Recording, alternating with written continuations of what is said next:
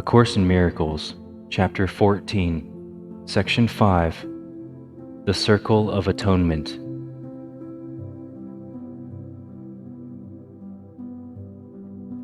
The only part of your mind that has reality is the part that links you still with God.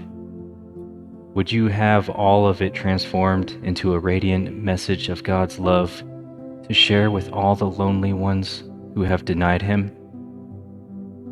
God makes this possible. Would you deny His yearning to be known? You yearn for Him as He for you. This is forever changeless. Accept, then, the immutable. Leave the world of death behind and return quietly to heaven. There is nothing of value here and everything of value there. Listen to the Holy Spirit and to God through Him. He speaks of you to you.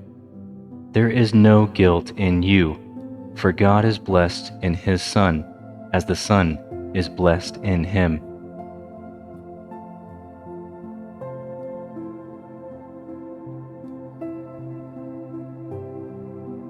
Everyone has a special part to play in the atonement, but the message given to each one is always the same.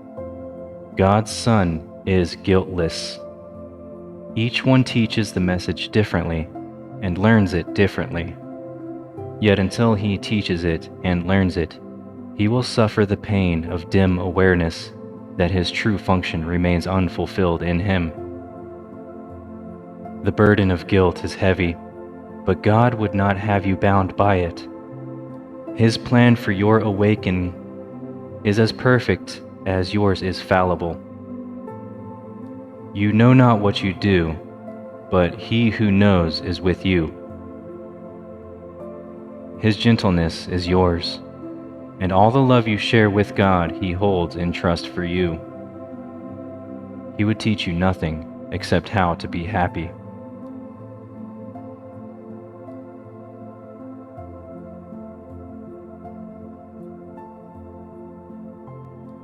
Blessed Son of a holy blessing Father, joy was created for you. Who can condemn who God has blessed? There is nothing in the mind of God that does not share His shining innocence. Creation is the natural extension of perfect purity. Your only calling here is to devote yourself with active willingness to the denial of guilt in all its forms. To accuse is not to understand. The happy learners of the atonement become the teachers of the innocent that is the right of all that God created. Deny them not what is their due, for you will not withhold it from them alone.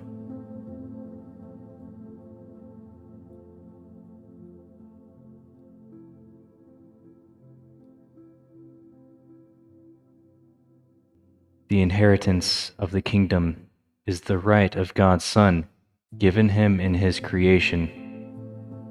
Do not try to steal it from Him, or you will ask for guilt and will experience it. Protect His purity from every thought that would steal it away and keep it from His sight. Bring innocence to light in answer to the call of the atonement. Never allow purity to remain hidden, but shine away the heavy veils of guilt within which the Son of God has hidden Himself from His own sight.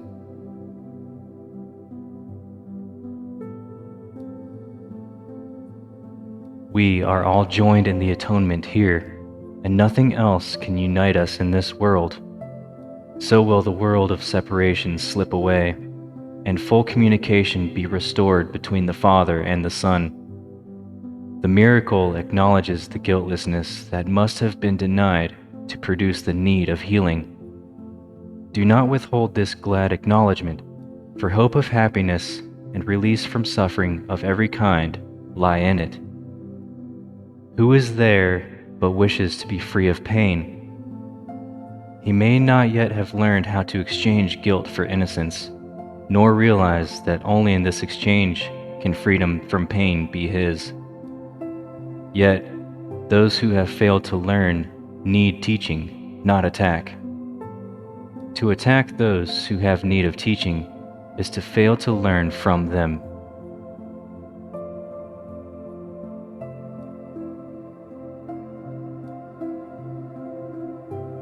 Teachers of innocence, each in his own way, have joined together, taking their part in the unified curriculum of the Atonement.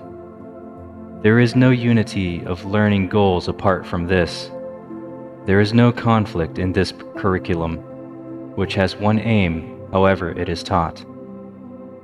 Each effort made on its behalf is offered for the single purpose of release from guilt, to the eternal glory of God and His creation. And every teaching that points to this points straight to heaven and the peace of God. There is no pain, no trial, no fear that teaching this can fail to overcome. The power of God Himself supports this teaching and guarantees its limitless results.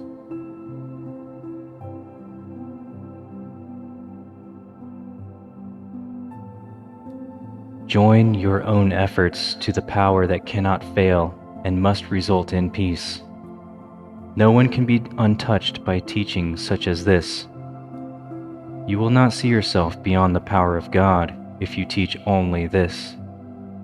You will not be exempt from the effects of this most holy lesson, which seeks but to restore what is the right of God's creation. From everyone whom you accord release from guilt, you will inevitably learn your innocence. The circle of atonement has no end, and you will find ever-increasing confidence in your safe inclusion in the circle with everyone you bring within its safety and its perfect peace.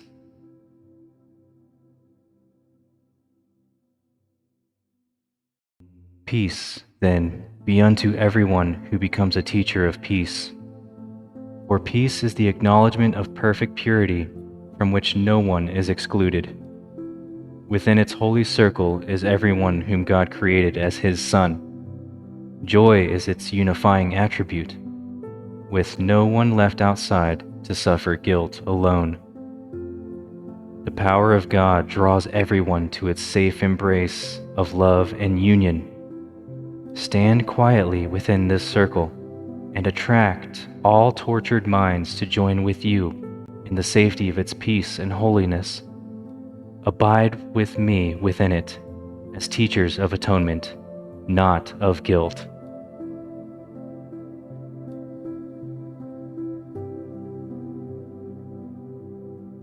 Blessed are you who teach with me. Our power comes not of us, but of our Father. In guiltlessness we know Him, as He knows us guiltless. I stand within the circle, calling you to peace.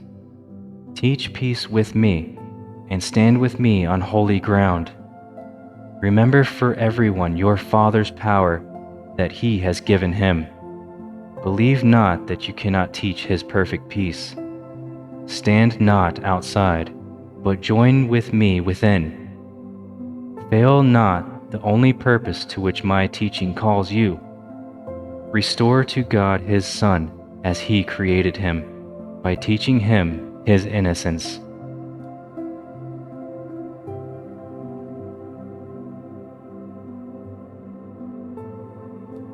The crucifixion had no part in the atonement. Only the resurrection became my part in it. That is the symbol of the release from guilt by guiltlessness. Whom you perceive as guilty, you would crucify. Yet, you restore guiltlessness to whomever you see as guiltless. Crucifixion is always the ego's aim. It sees everyone as guilty, and by its condemnation, it would kill. The Holy Spirit sees only guiltlessness, and in His gentleness, He would release from fear and re-establish the reign of love. The power of love is in His gentleness, which is of God, and therefore cannot crucify nor suffer crucifixion. The temple you restore becomes your altar, for it was rebuilt through you. and everything you give to God is yours. Thus He creates, and thus must you restore.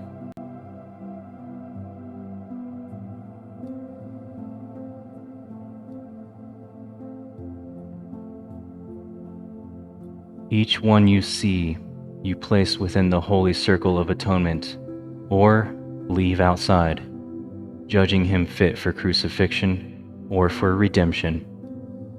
If you bring him into the circle of purity, you will rest there with him. If you leave him without, you join him there. Judge not, except in quietness which is not of you. Refuse to accept anyone as without the blessing of atonement, and bring him into it by blessing him. Holiness must be shared, for therein lies everything that makes it holy. Come gladly to the holy circle, and look out in peace on all who think they are outside.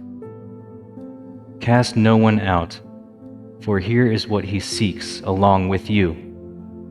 Come, let us join him in the holy place of peace, which is for all of us, united as one within the cause of peace.